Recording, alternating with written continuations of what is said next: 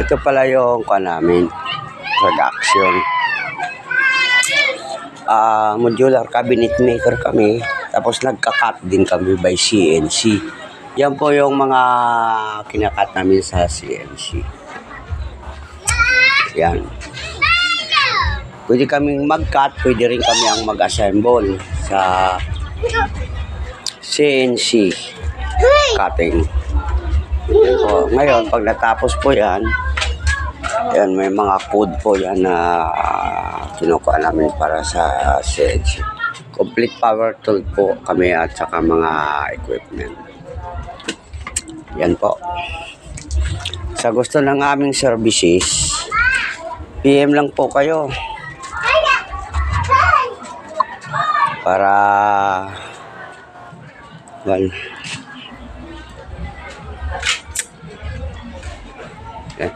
ito cutting by CNC.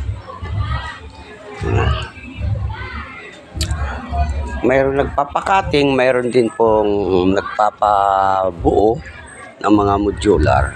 Lowest price lang po. Yan, cutting by the CNC yan. Ayan o. Sino yung naka-experience kung ano yung cutting ng CNC, pwede rin kaming cutting by panel saw o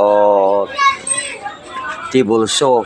Yung iba naman gusto CNC, pero halos magkaparehas lang. Walang pagkakaiba. Yung po tapos ibabalot. Yan po ang product namin sa ngayon. Complete po kami ng power tools equipment, business permit, mayroon din po kami. So, this is a real legit na manggagawa. House renovation, saan sa supply, roofing, at saka kung ano yung gusto niyong supply, roofing, mga bakal, nagsusupply kami sa hardware.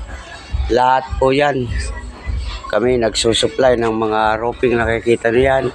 Yon, nagsusupply kami. At nagdi-deliver, pre-delivery and COD po kami. Yun lang po ang masasabi ko. Sa gusto dyan, ito yun.